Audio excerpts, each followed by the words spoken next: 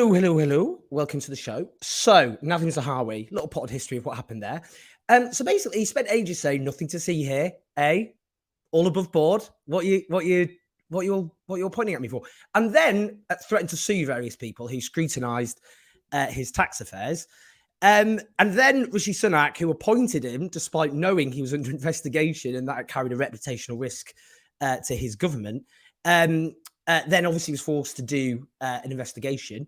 And then it turned out that actually he made a serious breach of the ministerial code and has now been sacked from a government which, let's be honest with you, is disintegrating under the sheer force of multiple different scandals.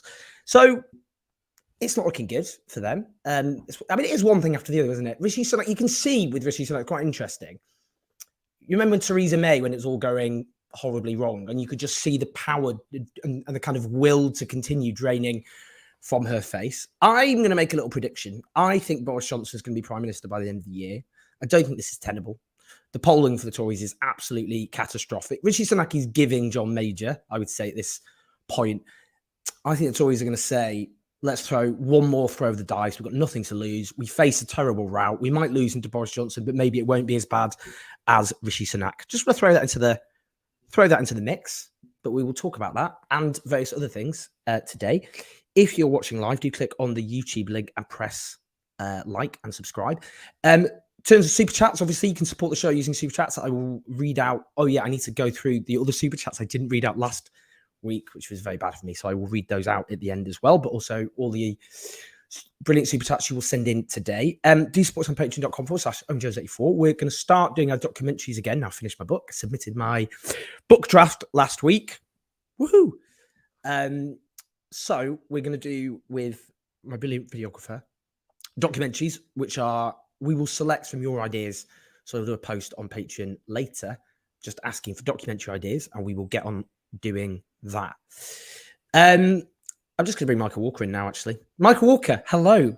Hey, hey, King. How many you sent in your draft? Congratulations. I know. I'm actually quite excited about it because, I was losing the will to live, Michael. I'll be honest with you. The thing is about a book, right, is like when you write a column, you've got a deadline, but then like you're done. But a book is like this demon that's always on your shoulder. So whatever you're doing, it's tapping, going like, why aren't you doing the book? Why aren't you doing the book? Do you know what I mean? You're really selling it. I don't write a book. Sorry, I shouldn't say that. I really shouldn't. I shouldn't. That's why like YouTube. It's even better than an article because you can't extend the deadline. You just got to do it. And if you're not totally happy with it, it's out in the ether forever now. Well, also the problem. I mean, this book is. I think it's 5 years overdue. But that is reasonably overdue. Yeah, it's reasonably. A lot changed in that period. I suppose in your defense, you have to keep redrafting, don't you? If it's like about politics and. Yeah, I mean, the problem I made, actually, just to give a little, I mean, we're going off topic, but hey, let's talk about my book. Yeah, is that basically, so it's called The Alternative and How We Build It, right? And I was commissioned to write in 2015. And when I was commissioned to write it, Donald Trump was just some weird reality TV star. Jeremy Corbyn was a relatively unknown Labour backbencher. Brexit was like a term which had been barely used in political currency because the better known term was Grexit, which is where Brexit came from. People forget that. And so the world was just very different. So what I ended up doing originally as I wrote the book was looking at the rise of various movements like Bernie Sanders, Jeremy Corbyn, all the rest of it, and then do like ideas for how we could change the world. But in the end, I just changed it now. So it's like looking at things around the world we can learn from and lots of the work of brilliant like academics, experts to try and build how we build a new society.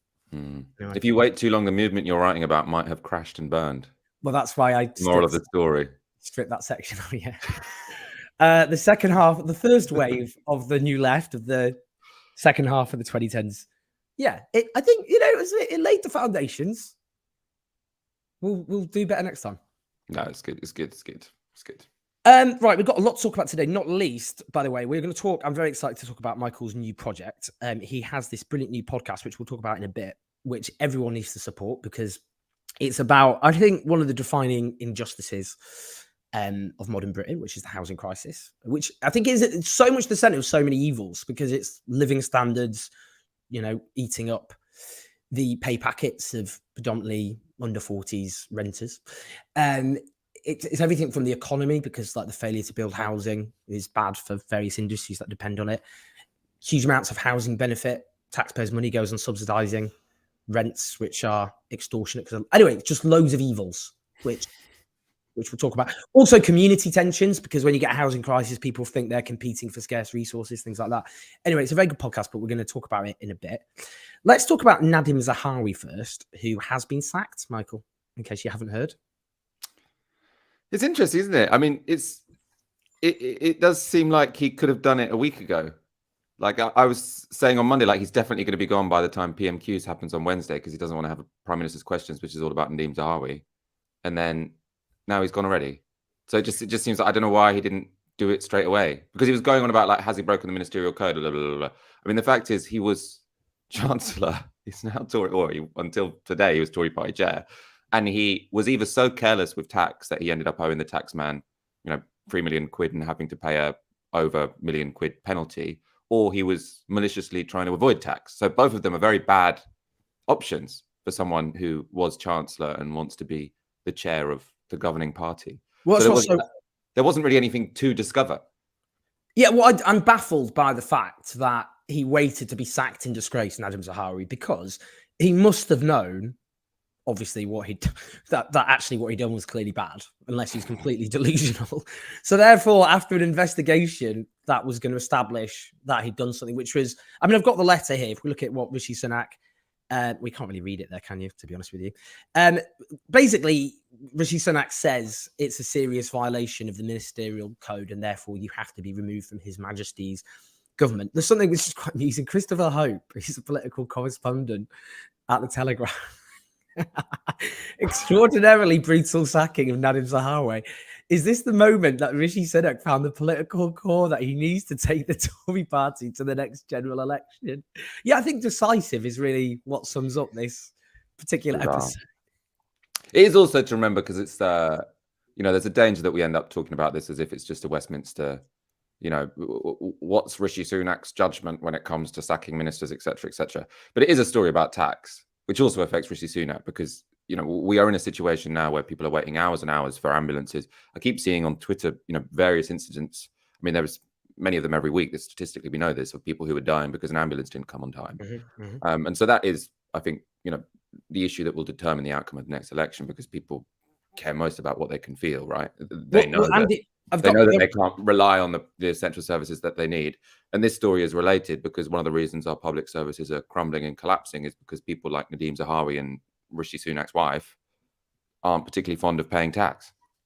Well, Andy Burnham actually made an intervention today, which is quite similar to what you said. So we'll talk about that as well in a bit. But Dan Needle. So Dan Needle's a tax expert who really basically scalped Nadhim Zahawi, to be honest with you. It was his dogged work over the last few months, just digging and digging and digging. And he wrote an interesting thread, which was, I can't pull it up properly. He said this was David versus Goliath and David won. That was how he's saying that's how it's been framed. He said, no, Zahawi and his advisors made the tactical mistake of accidentally slapping someone with plenty of financial resources, time, litigation experience, and plenty of contacts and friends of the legal, tax, and media worlds. And he said this hides the unpleasant truth that the basic slap, that's SLAPP, these are these legal threats which Nadhim Zahawi issued to people like Dan Needle. Strategy remains sound. In real life, when Goliath picks on David, Goliath will almost always win. That's how a libel works, and it's a disgrace. So he could have got away with it because of our libel laws. So because actually he picked on the wrong guy with Dan Needle. Dan Needle had the resources to fight back and the knowledge. But this is, again, it's a legal system which benefits rich people who do terrible, terrible things. And then when they're scrutinized, they just shut down and intimidate their critics by threatening to sue them. I mean, that should have been enough to sack the guy as well, right? If you're sending legal threats to someone who wants to do public interest journalism about you. And I think the guy got one of these legal bodies to determine that, yes, this was what's called a slap. I can't remember off the top of my head what it stands for, but it's these malicious threats where there isn't really a legal case, but it's just a letter which is being sent to intimidate someone, essentially. Well, it's not necessarily intimidate, it's to scare someone, because obviously if you do end up getting sued for libel, it can ruin your entire organization, because these things can be incredibly expensive to fight. So it's not just about intimidation. It is a real threat that journalists and campaigners face, because if they do get sued and it is successful, that could completely destroy their career. It could destroy their organization. It could bankrupt them. It's SLAP, I've just looked up, is strategic lawsuits against public participation. So it was coined in the 1980s by two University of Denver professors who co-authored Slaps Getting Sued for Speaking Out. So yeah, it's the idea of using the legal system to shut down those who are scrutinizing it. And that's one way that the rich can obviously get away with basically murder. Dan Needle, but he says, I have a new definition of chutzpah: lying to the press, threatening them with libel action, and then complaining that their headlines were mean. I love this. For those who don't know, chutzpah is a Hebrew term, and the classic example of it is often given as an orphan who murders a child. That's the point. A child who murders his parents and then pleads for leniency on the basis he's an orphan. Chutzpah.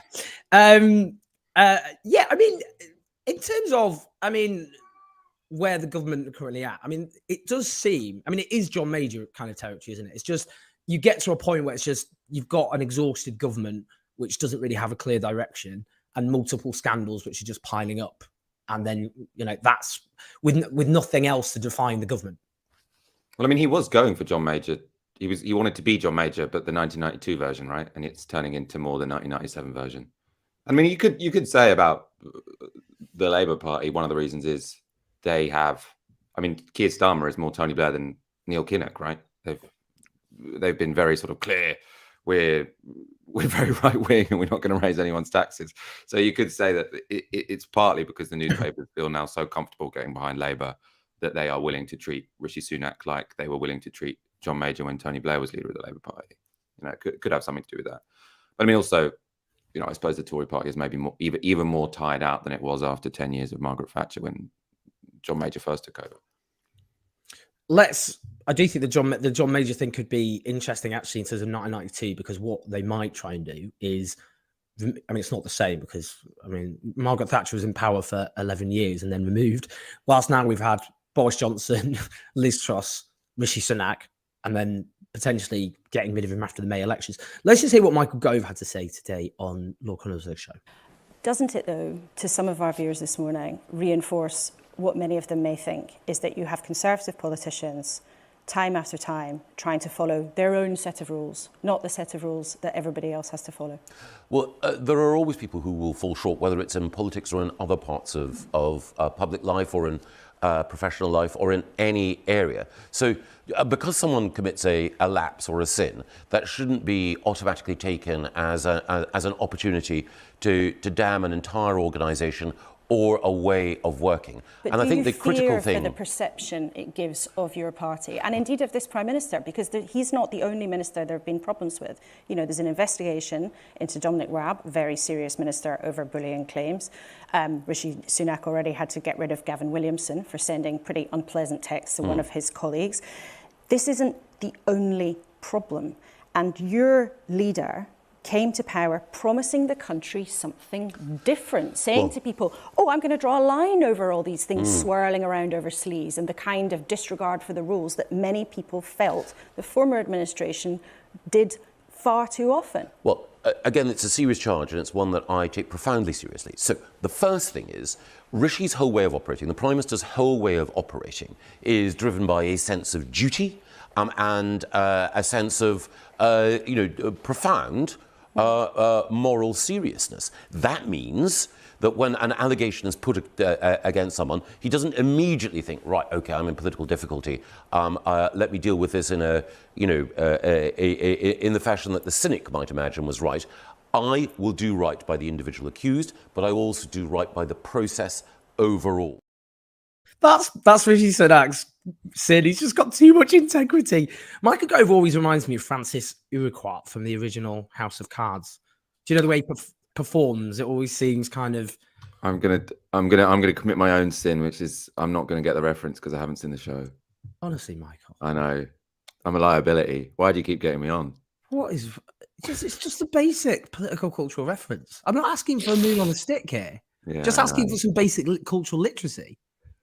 You should tell me. You give me a list of shows I need to watch before I come on next time. I can't take this embarrassment anymore. Do you know what it's like in the thick of it, where for a minister, what they did every week is they produced like a 5-minute video of various cultural things happening that week, so they were kind of vaguely up to speed. Should do that for you. I do know the cost of a loaf of bread. Thank God. How much is it? £1.50, £1. Well, to be honest, probably goes up 5p a day at the moment. Difficult to keep tabs on that. Yeah, I mean, I suppose that's what's cutting through, isn't it? It's a sense as well, which is bad for, well, especially particularly Tories, is one rule for them, it's one rule for everybody else. Because what I think people find annoying is obviously they pay tax and they're either on PAYE and obviously they have to pay that.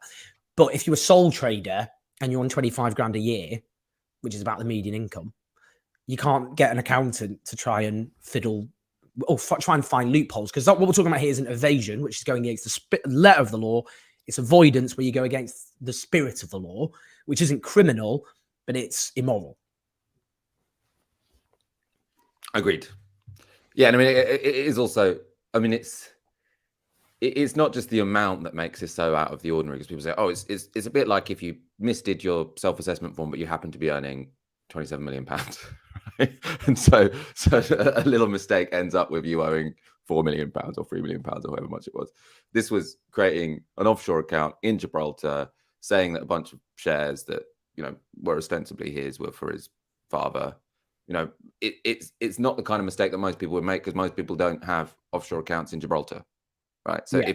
if you're gifting something to your family member, so I think the official story is he was gifting his dad these shares. But when a normal person gifts their family member some money, they don't do it via an offshore account in Gibraltar. They just ask for their bank details and then they transfer it. Yeah, that's the thing, isn't it? That's what cuts through to people, because it emphasizes in people's heads these people don't actually live on the same planet as you or I suppose. Yeah. Let's just hear what Andy Burnham had to say, because it does speak to that's quite an Americanism, isn't it? When people say that speaks to your point. I just realized. Okay. All right, fine. Well, anyway, let's listen to Andy Burnham. Well, no, I think the mistake that he made, I've already pointed to, which is he should have asked Mr. Zahawi temporarily to step aside from his role while this investigation was going on, so that it wouldn't dominate in the way that it has done, and that was not done. And that's why I say the government does need to look at the way it's handled this and do things very differently. It's become a bit of a hallmark of this government, hasn't it, where we've had the bullying allegations against ministers just rumbling away all of the time. And the problem with that is it takes sort of much needed oxygen away from the issues that need to be debated. And this is one of the things that frustrates people about Westminster. It will obsess on something like this, but it will largely ignore the fact that the timetable on the main railway line in this country that links the main cities of this country collapsed yesterday. Thousands and thousands of people had their weekend plans literally torn up by Avanti West Coast. And yet, where is that? Who is debating that? Who is speaking up for those people in the media? Well, I'm trying to, and I came on today to try and do that for them. And yet we're talking about this, you know, a kind of a Westminster concocted mess, basically, which they should have dealt with much earlier, and that, I think, brings out a lot of what's wrong with this country at the moment, and a lot of what is really frustrating people. People are genuinely struggling to get to work, to live their lives, to pay the bills, and they don't see that fully reflected in what's going on in Westminster and what is then debated in the media. I can feel your... Yeah, I mean, actually, what's interesting there is why this isn't like John Major in the build-up to 1997, is whilst then the Tories were convulsed in scandal, partly because he did a back-to-basics morality campaign, which was really stupid, because it just meant it was a free-for-all for the media to go through the private lives of various Tory ministers who were doing some pretty dodgy stuff. But actually, the economy was booming and living standards were going up under John Major because of an unsustainable financial boom. So the Tories in 1997 trying to deflect from their scandal. They were like, all right, you got us on that one. But their slogan was, Britain is booming, don't let Labour ruin it. But the problem this time is they've got the scandals from Partygate to, obviously, to this, to RAB, but also British society sort of collapsing. Yeah, what do they change the subject to? There's nothing like, oh, so you've got these scandals. Let's stop talking about the scandals. Let's start talking about the fact that everyone's on strike and you can't get a train. Oh, no, that doesn't work for us. Let's start talking about NHS. The NHS, where you have to wait 2 hours if you've had a stroke or a heart attack for an ambulance to get you, and you might die in the interim. And it doesn't. What can they point to? I suppose that's why it's like, let's look to wages, form of the Gender Recognition Act or something like that, something that's a little bit irrelevant, and they try. But I don't think that's going to work, because I mean, people really care about the fact that the ambulances aren't coming on time. But you're right. What they're doing, that the only button they've got less to press, which is they're going to press more vigorously, given they've got A, scandal, and B, falling wages, collapsing public services, mass strike action. So they talk about either trans rights or they talk about refugees and migrants. I mean, it's just like press that button, change the subject. But I mean, that it's interesting because it hasn't. I mean, particularly if you look at refugees and migrants, I think the reason it doesn't work for them so much is partly actually public attitudes to immigration have improved, which is, I don't think, not discussed enough. But also, they're almost pointing at on their own terms, bad record, because actually Brexit's happened, immigration's higher than ever, good. But that, do you see what I mean? They can't point, they're having to draw attention to the fact that on their own terms, they haven't solved what they regard as a problem. No, exactly. They got no story to tell. I mean, I think that's why they are desperate for sort of Labour to say we're going to raise ordinary people's taxes or we're going to have free movement again. But, credit to them, although I disagree with them on a bunch of things, they haven't given that sort of opportunity for Rishi Sunak to sort of say, these guys are going to do something you hate. I suppose because they haven't said they'll do anything. Well, it's interesting on that because in 1992, the Tory attack line against Labour was Labour's tax bombshell. And actually that really was seared onto the consciousness of John McDonnell, who was the Shadow Chancellor, obviously, under Jeremy Corbyn, but who didn't win in Hayes and Harlington in 1992. He actually narrowly lost and went on to win in 1997, which is why in 2017 and 2019, Labour ran on, we won't raise taxes for the bottom 95%. So it's interesting because obviously that, I mean, that's the better line. That should be the Keir Starmer line because, I mean, the problem with their strategy at the moment is that the only way you can rescue public services is to increase taxes on someone. So the honest thing to do is to specify who and say we're going to tax the rich a bit more. I mean, the McDonnell line was better on that one. What do you think about the Tories getting rid of Rishi Sunak after the May elections? The theory is, I think Dominic Cummings actually raised during the Tory leadership contest, was Boris Johnson was secretly backing Liz Truss, not just because he wanted revenge against Rishi Sunak because he's petty, but also because he sees him as a backstabber. But he knew that she would detonate and then people would go back to Boris Johnson. But I think he didn't bet on her exploding so quickly because, maybe a year rather than like 5 weeks. And I think the argument for getting Boris Johnson back is you can't remove a prime minister because they're heading for a terrible defeat in Rishi Sunak. There's no question. But if you remove him and replace with yet another prime minister, it looks so, I mean, it's beyond ridiculous. So you can say, well, we're going back to the guy who had the mandate in the last election. And Boris Johnson's polling has improved. Their hope is people just have forgotten and almost think of his period as a halcyon period compared to what came next. What do you think? I've got no idea. I mean, I suppose I can't really see it happening. I mean, there's not that much time to the next election. I don't think Rishi Sunak is like going to show himself to be a disaster. Like it might be that he's, I don't know. He hasn't done very well, has he? But he also has. I mean, if Boris Johnson comes back, that's just going to be even more. Like there's all of these scandals stored up about him, right? So there's going to be so much saved up about that guy. Like there's so many people who are ready to brief as soon as he has that opportunity, brief against him, and there are so many scandals within the closet that. But I mean, he might have a better story to tell about like the economy and stuff because he did kind of leave a bit before everything really hit the fan. Right, so he can say, we were recovering when I was prime minister. Now I'm back, and I'm going to help us recover again. Yeah, I mean, it depends on. What you're partly, I think, speaking about there's a Standards and Privilege Committee investigation into Partygate. Now, I suppose the standards are so low, or expectations are so low, that if in any way it seems a bit kind of fuzzy or it's not completely condemning of his behaviour, then he could chalk that up as a win.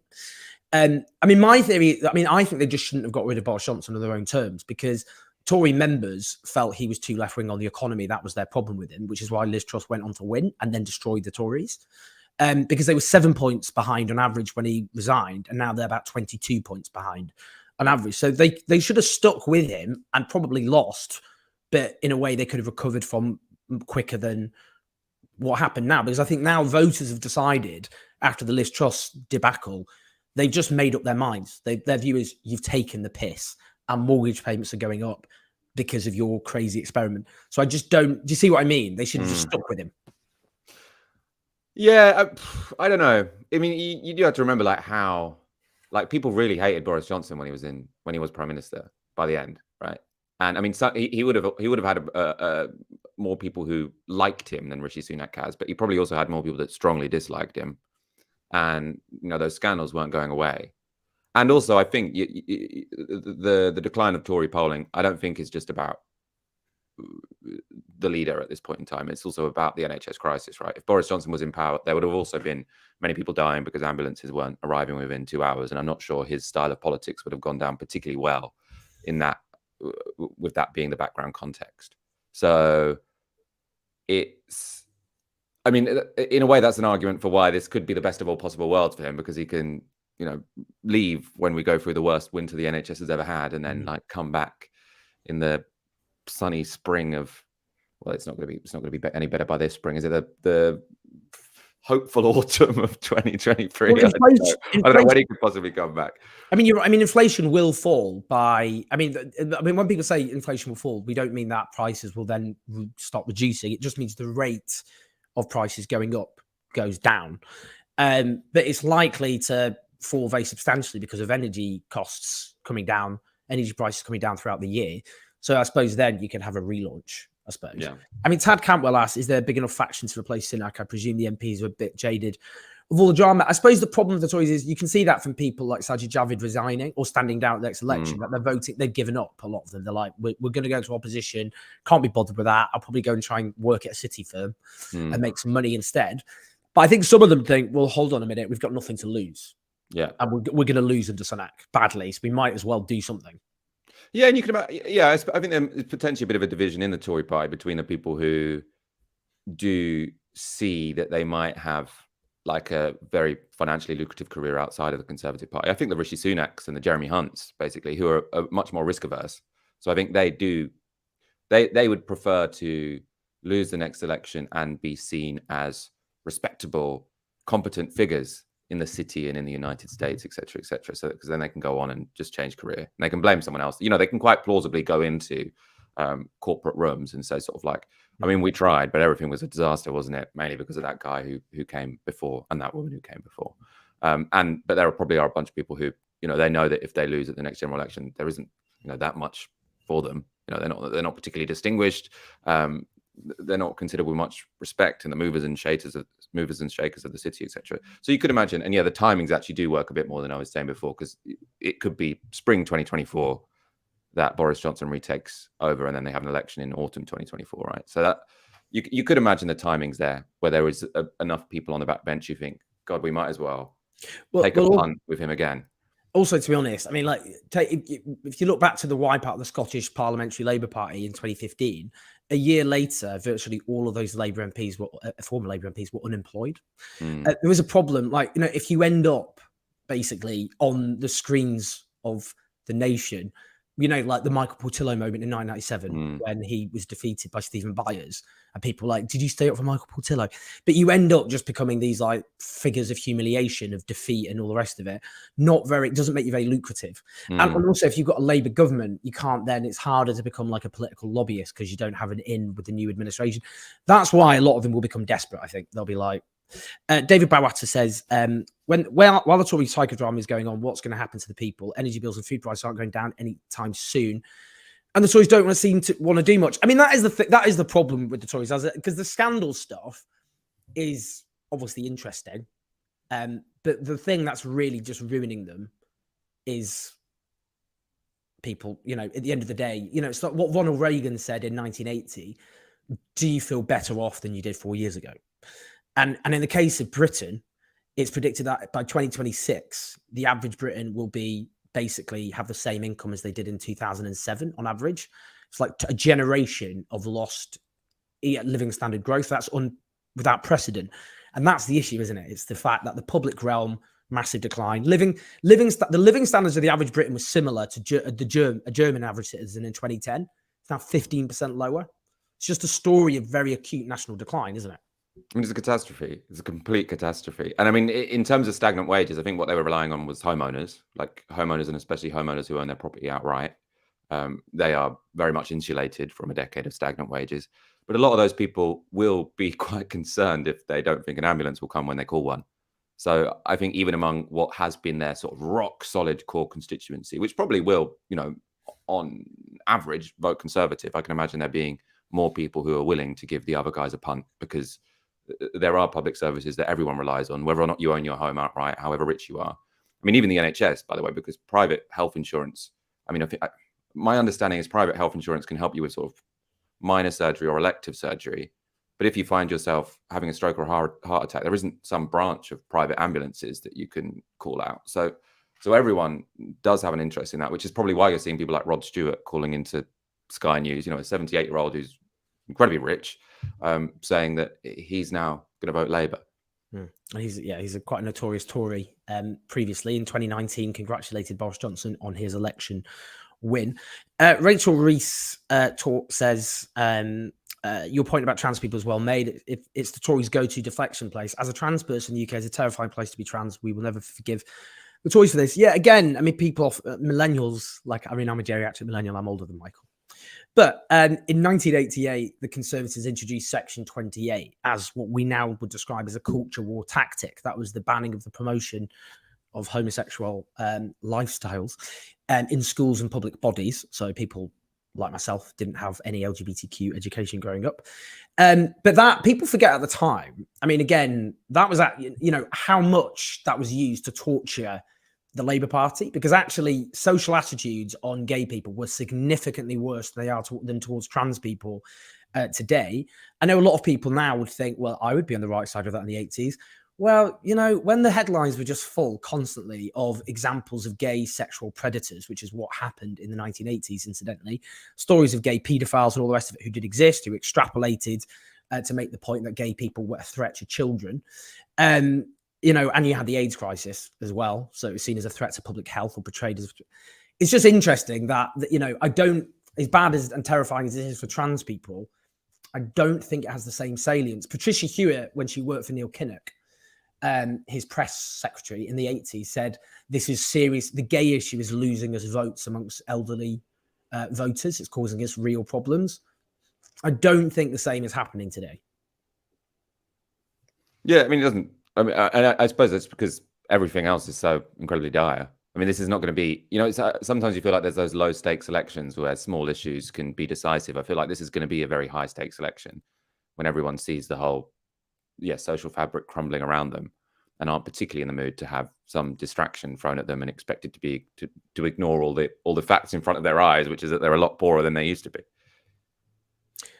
Speaking of which, we're now going to talk about your podcast, which is related to people's living standards, of course, because it's about the housing crisis, which defines so much of the lived experience, frankly, of a lot of people, particularly under the age of 40, 45. A generation driven into an unregulated rip-off private rented sector where they hand over massive amounts of their often low wages to private landlords to pay off their mortgages and generally to make money. It's called Crash Course with Michael Walker. Let's have a little clip here of Michael Walker debating that. What's his title? Private Landlords Association guy. It was the Residential Letting Agents Association. He was the president-elect, and then he's also a lettings director and estate agent, and he's also a landlord of free properties. Can I just say, for those who are not listening on the podcast, he looks like you expect him to look. Sorry, that's a really personal thing to say, but I'm just saying. Now, personally, when landlords talk about profits and losses, they say, oh, I'm only, the rent is only a few £100s more than my mortgage repayments. I'm not rinsing this property for money. I'm not exploiting these tenants because I'm not making a massive profit. Well, you might not be making a massive month-to-month profit, but at the end of this whole process, you've got someone else to pay for your mortgage, and at the end of this whole, rigmarole, where someone has been paying 50% of their earnings to you every month, you have a very valuable asset. You're sitting on a big asset. So I don't really see why landlords expect to both make a month-to-month profit and acquire a very valuable asset at the end of it. It seems like they want their cake and to eat it. You'll say, I want someone else to pay my mortgage, and I want them to pay above and beyond that as well. Now, to me, that doesn't seem particularly fair. That's not a fair relationship, and that's why I'm, very frustrated as a renter, because I feel like I am giving so much of my earnings to someone to buy them a flat. So firstly, why is it that you're not a property owner? Why is, and I'm saying you, I mean, why is this hypothetical tenant not a property owner? Why don't they buy their own property and pay off their own mortgage? So that's point one. Point two, I agree that when there are profits, we can have this conversation. But when there is an £850 a month loss that the landlord has to subsidise somebody's rent by every single month, in a market where house values have fallen, and the prediction is that they could fall further. Now, why would a landlord stay in this market? Why would they not just sell and maybe return to the market when conditions become more favourable? Yeah, Michael, why doesn't the tenant just buy a house? No, I did. Immediately after that interview, actually, I decided it was silly that I was paying rent to someone to buy their a flat. So I got a mortgage, bought a house, and I've been happily paying my mortgage ever since. So just go and buy a house. Thank you, buy Greg a Stevens, house. for that advice. Just I didn't realize I could just you just buy a house. Yeah, there was a spare 200 grand in my bank account, which, by the way, is the average deposit now for a house in London. I think 150 to 200 grand. It's in that ballpark. It's interesting because obviously what's happened is the gap between the average earning and the average house price has massively gone up. The gap between the two, obviously. But I mean, even when people talk about like, well, you know, you'll inherit this or that from your parent. It's interesting. The average inheritance age for those who do have any inheritance, which is obviously a small number.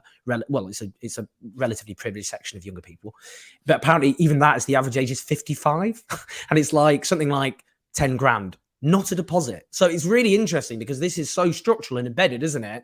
That actually, you know, it's not like all of a sudden there'll be this massive surge in in home ownership rates as millennials get older.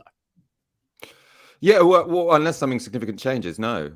And I mean, I think what the Conservatives want to do, and I think on this count, unfortunately, Labour have sort of lent into it, is they want to restore consent for the system as a whole by allowing a top slice of millennials essentially to join the property market and get on the housing ladder and enjoy the sort of speculative gains that the housing market has given. Well, it's not a select few because it is, you know, it's a majority of the population have been benefiting from the speculative gains of the housing market, but the 40% who've been locked out haven't been.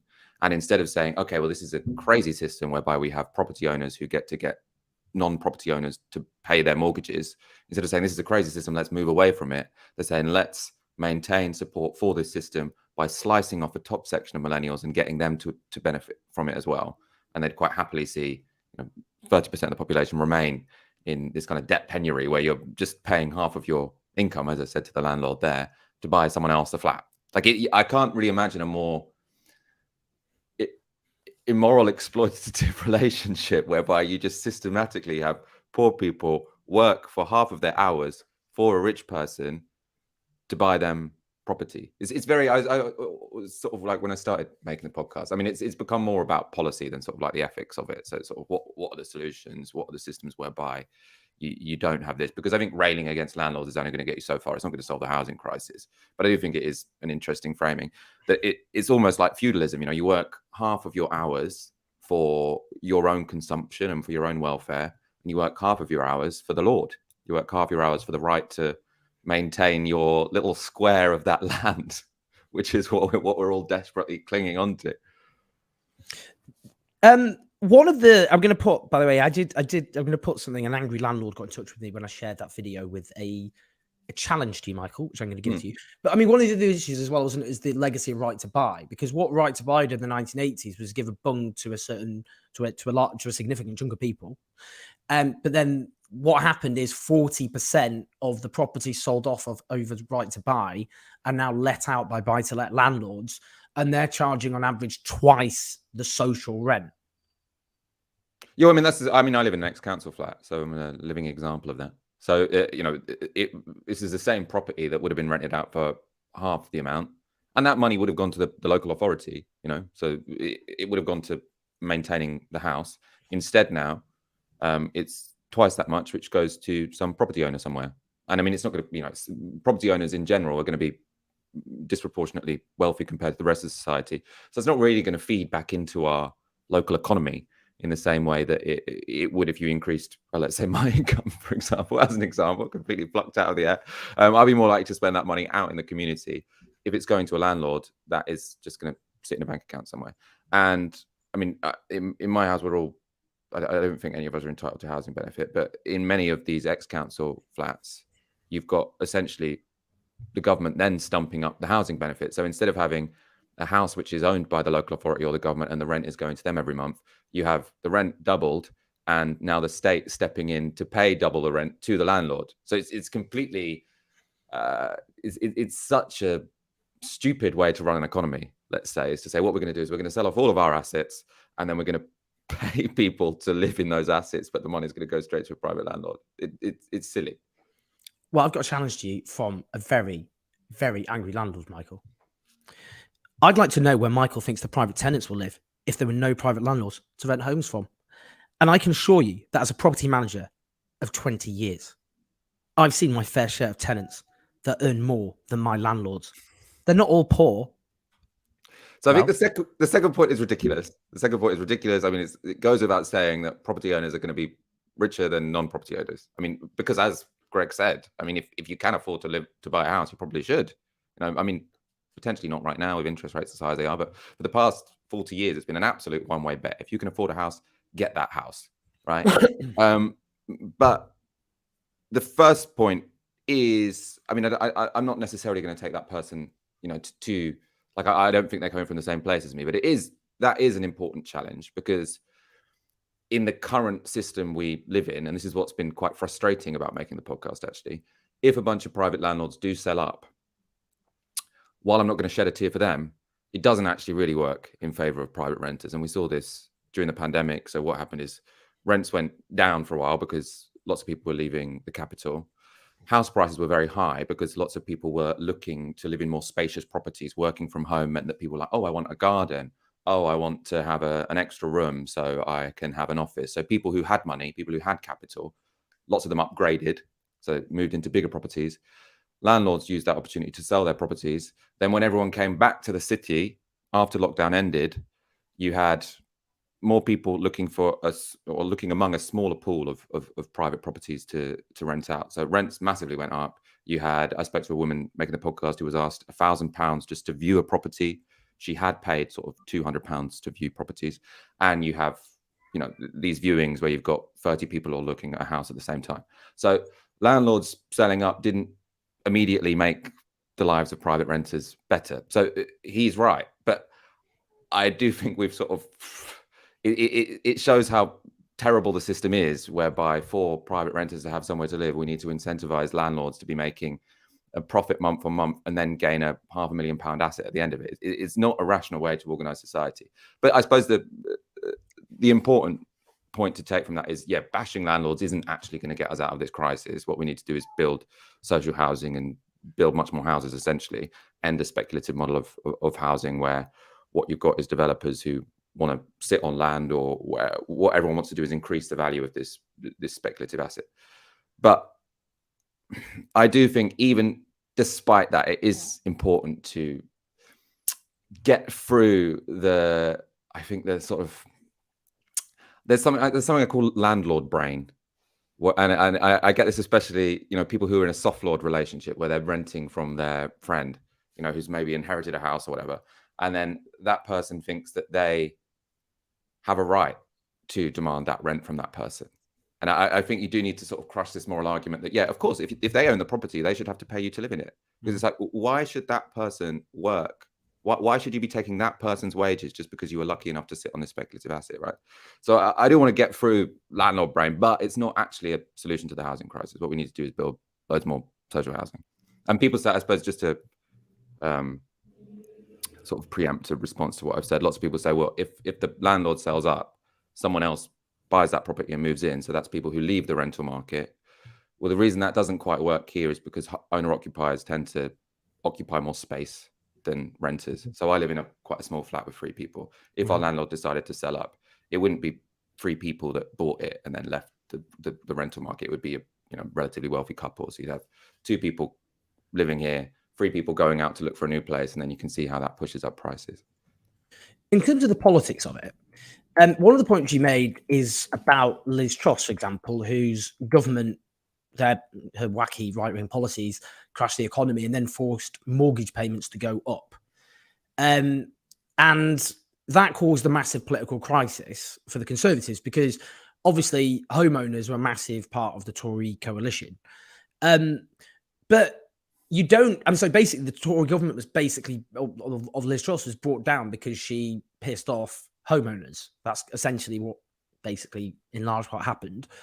Whereas private renters as a political constituency are almost completely ignored. I wonder if that's partly because they're disproportionately in urban areas. They're younger people in urban areas who overwhelmingly vote for the Labour Party, and the Labour Party just take them for granted. You'll always vote for Labour, whatever you do. And therefore they're just disregarded. 100%. Yeah. I mean, it's because the few places where renting isn't a complete nightmare. I mean, it has got a bit more difficult in Germany than it used to be, but historically, Germany's been a good place to be a renter. You have sort of unlimited contracts, very difficult for your landlord to kick you out.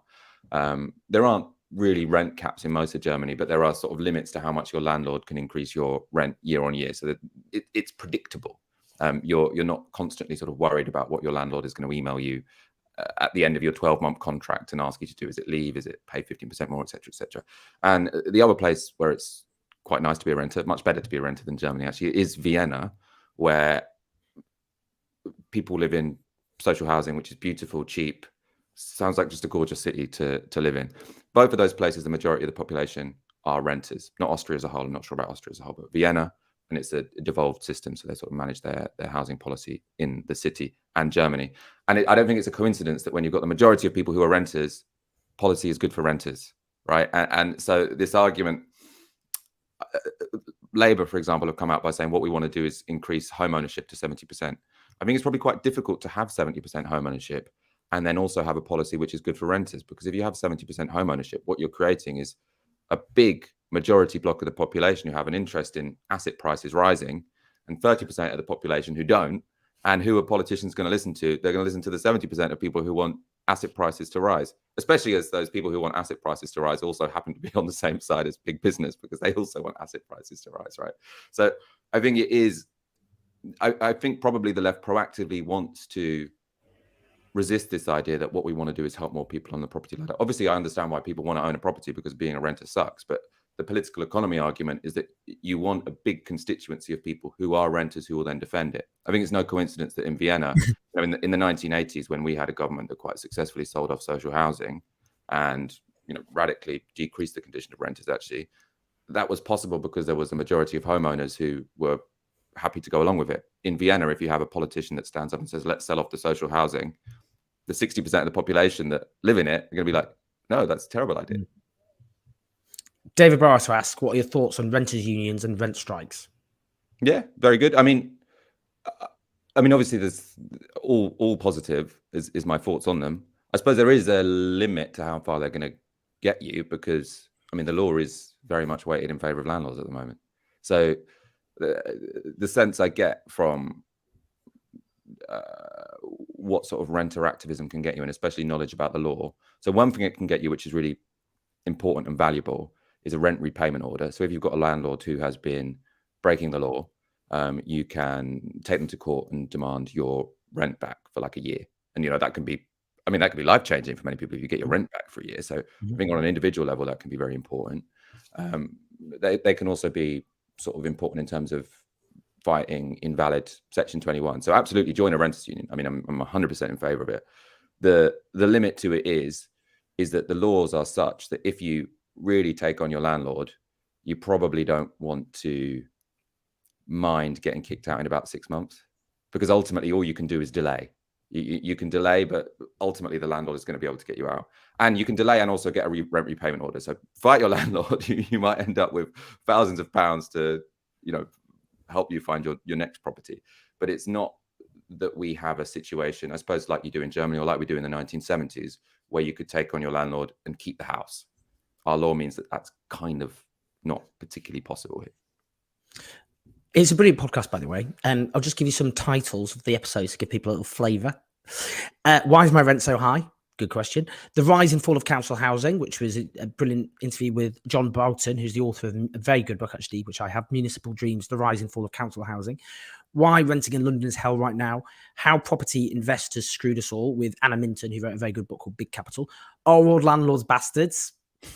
And obviously, we've had that big debate with that landlord who was definitely not in any way fitting a particular stereotype.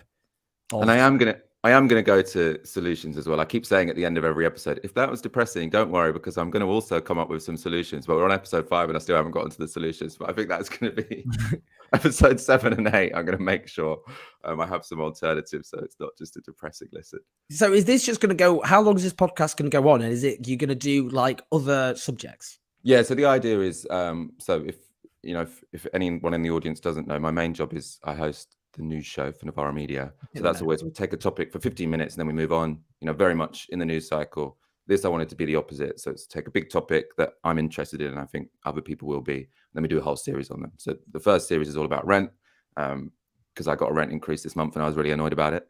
Not this month, sorry, this summer. And I was really annoyed about it. And I've always been very annoyed about paying my landlords half my wages. The next season is probably going to be, did COVID change the world? So the idea is, haven't started making it yet, but I want to release it on the anniversary of the lockdown.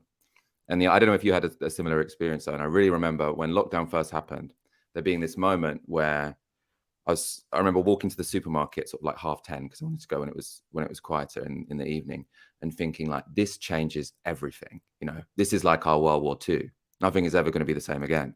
And I was also being quite optimistic about it. I was like, we're realizing that essential workers really matter. The sort of discourse, like, of course, people stacking shelves and people collecting our bins, they are the people that, make society work. I was also thinking like, oh God, everyone is going to listen to scientists now, right? We should have taken those warnings from scientists that a pandemic was going to happen. Surely we're all going to apply that to climate change. And then 3 years later, it's like, it kind of feels like nothing's changed. But if anything, things have got a little bit worse. So I'm not saying that's going to be the conclusion, but that's the motivating question. The sort of the gap between my expectations and reality. I do think it's interesting though with these things that, for example, the financial crash at the time, everyone was like, well, something's got to come on, the banks have just crashed the economy. And then we ended up with obviously austerity and all the rest of it. But actually, when you get something like that, which is like a bomb, like a big nuclear bomb going off, basically, it does actually take a while for the political consequences to be really felt in lots of ways, because actually you got the crash in 2008. And then in the second half of the 2010s, that's when you got the rise of particularly left movements. So you think Bernie Sanders or Jeremy Corbyn, or also right-wing populist movements like Donald Trump, Farageism, that kind of thing. And I just wonder, because if you think about it, the COVID crisis, one of the knock-on effects is the current social crisis we're having because of the supply. It's obviously, I know there's the war in Ukraine and so on, but you get, we got this supply chain issues and all the rest of it.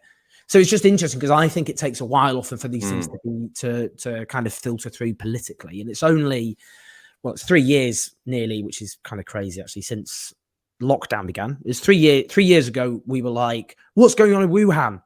That's what happened. That was 3 years ago. And then I think it started in Italy. Yeah. And because it was the end of February when people talking about Italy and going, well, in Northern Italy, people are older. They kiss more when they greet each other. That was the big one. They kiss when they say hi. That's why it's hit Italy. Yeah. We're going to be fine because we're not the most tactile people. That was it. And then they were like, they live at home a lot with their parents and their grandparents, so they mix more with like older generations. I'd be polite. It's not going to be like Italy's an outlier. It's an exception. Yeah, I remember that. It is weird as well because I think as well though, like with COVID, it was quite a big trauma, and I think people. I was wondering when it was happening, when it finishes, are people going to want to talk about it very much? And I think for a while, what do you think? Do we talk about it that much? I think people are a bit like. I definitely want to do like an episode on the bound up trauma. Yeah, that lots of people have. And I mean, I think everyone's experience was so different as well. I think I think your experience of COVID will be really transformed depending on, what your job was. Did you lose someone? So for me, sort of even in lockdown, obviously lockdown was difficult in the same way that it was difficult for everyone, but my job did keep me sometimes people say to me like Tiski Sauer on Navarra kept them saying, I'm like, oh, kept me saying too. Like, so, but I think lots of people have a lot of bundled up trauma that they don't necessarily want to like talk about or recognize. So I think like the mental health consequences of it is interesting.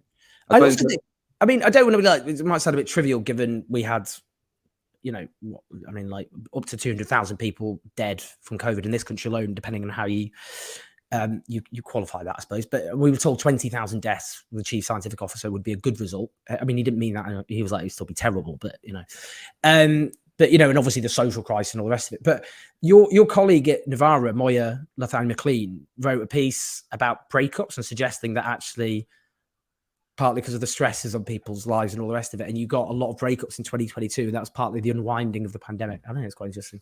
No, I think that's interesting. I think there's a lot to that. I think in terms of it taking time for its consequences. Sorry, we've gone really off topic now. I know, sorry, yeah, that was. When it comes to the financial crisis, I agree. It could be like a decade thing, but I suppose it's just the analogy I had in my head at the time, and which I think still does shape a lot of our like political consciousness, is the Second World War. So you have the Second World War, it ends, Labour get elected, and we get the welfare state and the NHS within 3 years, right? So there is that sort of expectation where sort of everything changes, and then it's all go wow moment. And I mean, we always sort of measure history from post Second World War, don't we? When we talk about the welfare state in Britain, so post-war Britain. But I'm not sure if we will have post-COVID Britain. No, I don't think the best case scenario was Keir Starmer being Clement Attlee, because what you had in the 1930s was an unlikely, kind of pacifist leader on the left, George Lansbury. And then he was removed and replaced by this lawyer who was not very charismatic and showy, but actually came to power and did all these transformative policies. And that was the best case scenario, Keir Starmer. And narrator, he ain't no Clement Attlee, this one. No, he's not gonna. Can I say one more thing, Owen, quickly? Yeah, because we need to finish. Just a shout out to my producers, Lewis Bassett and Patrick Herdman, who are working behind the scenes to make the podcast happen.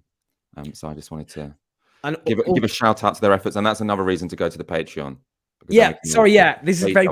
I do keep flashing up the link. You've been very good to me, Owen. I've got no complaints. I'm doing my best. Obviously these are all created because of a lot of hard graft, labour, and resources. And if you want to support left media projects, which do things like put a spotlight on the housing crisis, which a lot of the media don't do because the media is run by people who don't suffer from the consequences of the housing crisis, and a lot of senior journalists don't suffer from the consequences of the housing crisis. But do go to patreon.com/Crash Course Pod. And do support Michael and his team as they do these brilliant podcasts. So do support as best you can. Thanks, Michael. Sorry, that was quite long. I forgot we were. Yeah, so I think I said to Michael like 40 minutes, and it's like an hour. But whatever. It was a pleasure. It's always a pleasure. It's always a pleasure. It's great to have you on, Michael. I will. I'll see you in a bit. But thank you for joining us. Do support Michael and his team. And thanks, man. Lots of love. Thank you. Lots of love. See you in a bit. Great stuff. That was fun. Enjoyed that. It was obviously love having my compañero on to chat about stuff. Let me just remember the super chats before I forget, because last week I forgot. So last week, for example, thanks to Tad Campwell, Tom Thon, Fraser Doe, Rachel Rees, Mark PM Us, David Barrett, and this week David again, a stalwart. All mod cons, Tad Campwell, Rachel Rees, and Naoki Amestu. David Barrett asked about the book. So I just want to because I'll probably end up doing a video about the book at some point. If you think I won't be going on about my book incessantly, I think hopefully the plan is that it will come out in a year. I've submitted the draft. I would say the issue is it's got like 17 chapters. Turns out if you want to write a book about like everything, it's quite a challenge, as it turns out. So it's called The Alternative and How We Build It. And the whole point of the book is a lot of, obviously, like my books previously, if you look at like the establishment and how they get away with it, in terms of the demonisation of the working class, obviously they're analytical about the failures of the terrible injustices of neoliberalism and how it functions. And I think what's changed in the last few years is the left have become more propositional, i.e. we're not just analysing our broken society and economy, but we're actually offering viable, workable alternatives. And we've got this new generation of thinkers who've really come to the fore in the last few years, because before the left was very much like stop the cuts, stop privatization, stop the war, rather than because of the defeats the left had suffered in the 80s onwards and the kind of onward march of this particular form of globalized neoliberalism. And one of the things I'm interested in the book is this concept of like what I call the war in our imaginations. And this taps into something like Mark Fisher, the late Mark Fisher, who's a brilliant writer. He wrote Capitalist Realism. And it kind of, that tapped into the idea of, it might have been Slavoj Žižek, he said this in the 1990s, that it's easier to imagine the end of the world than the end of capitalism. That's how absolute capitalist triumphalism was in the aftermath of the end of the Cold War in particular, and then the fall of the old forms of social democracy, and the end of the pretense of left of centre parties that they wanted to go beyond capitalism and create something entirely new, but actually they were just there to tinker around the edges of capitalism and humanize it in various ways. So what I'm interested in is that, you know, a precondition to creating a new society is to fight back against the war on our imaginations, and that we should start not just from what we think the point of what is politically possible, but what actually would be necessary and a rational way of organizing our societies. Now, not naive enough to think that this is a battle of ideas. My understanding as a materialist is that progress happens because of social forces, that you need to build mass movements that can overcome the huge power that capital has at its disposal, which is massive economically and politically. So you need mass movements, but you obviously need those mass movements to be armed with ideas about how you organize society. And you can't just reduce everything to just social forces. You have to have, you know, a clear, concrete set of ideas about how the world should be run. So basically what the book does is it's got lots of chapters and everything from how you democratize the workplace to how you, obviously, the climate emergency to the housing crisis. The chapter on the housing crisis actually looks at partly in Germany, in Berlin, they had a referendum campaign to expropriate corporate private landlords, which they won. Hasn't been enacted, but it's still quite interesting, that kind of stuff. And everything to ending the war on drugs, to the justice system, to LGBTQ liberation, to tax, to, I mean, it literally is it's quite unwieldy, that, isn't it? It's a lot of chapters, as I've said. If I'm just looking at some of the chapters now, which it is, you know, the 4-day week, very interesting 4-day week. Things like media reform, like changing, you know, which, as you know, I'm interested in because of this channel and podcast. How you create a new independent media ecosystem. Anyway, it's a labor of love. It has killed me, and it's absorbed so much time and effort and energy that it's been a bit of a struggle, which is why for a while, for example, this channel suffered just because I had to concentrate on that. Anyway, it's called The Alternative and How We Build It. It is published by Penguin, by my brilliant editor, Tom Penn, who I have. Someone said, what book is he talking about? So it's my book called The Alternative and How We Build It. Pay attention at the back. So it's the same editor, brilliant editor who I did my last 3 books with.